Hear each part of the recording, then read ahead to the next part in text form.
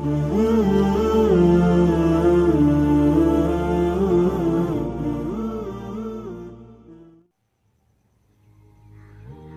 اللہ الرحمن الرحیم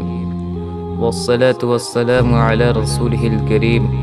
وعلی آلہ وصحبہ اجمعین۔ جو بھی بہن بھائی بچے بچیاں سن رہے ہیں، میری طرف سے عید مبارک ہو۔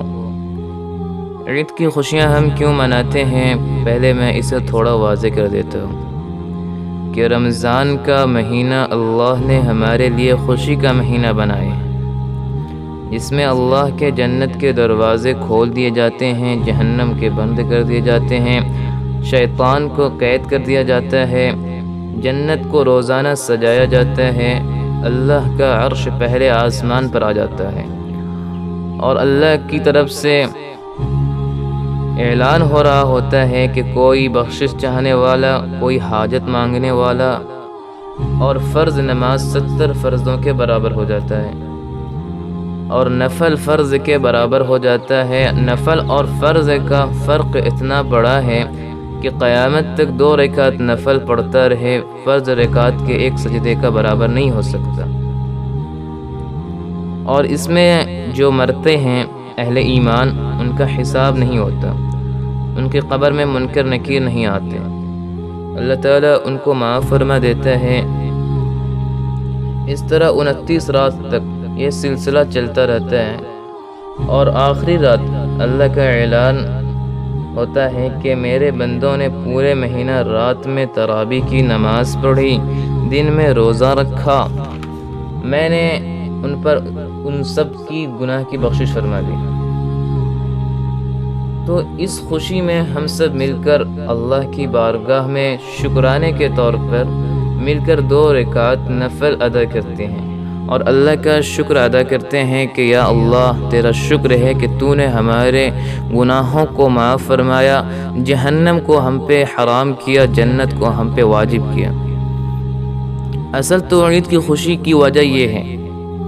آپ صلی اللہ علیہ وسلم تو عید کے لیے غسل فرماتے تھے، اور اپنے کپڑوں میں سے اچھے کپڑے منتخب فرماتے تھے، اور فجر کی نماز کے بعد آپ اشراق نہیں پڑھتے تھے اس دن۔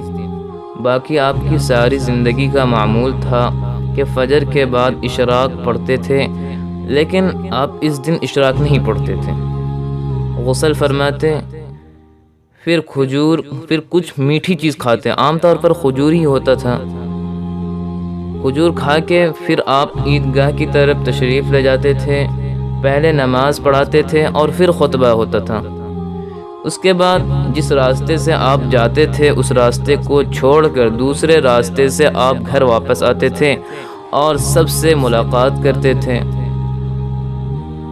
اور کچھ کھانوں کا بھی اہتمام ہوتا تھا۔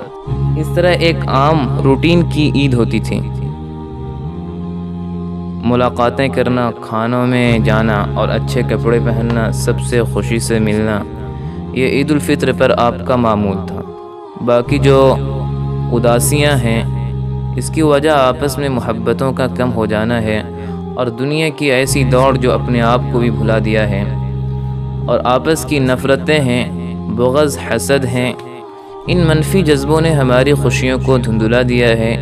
ورنہ رمضان کا ہر لمحہ خوشی کے لیے ہے،